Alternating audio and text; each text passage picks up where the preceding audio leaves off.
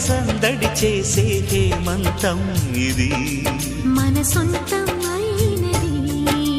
కిలకిల నవ్వే కోయిల కోసం వచ్చింది మధుమాసం మిలమిల మెరిసే చంద్రుడి కోసం తెర తీసెను సాయంత్రం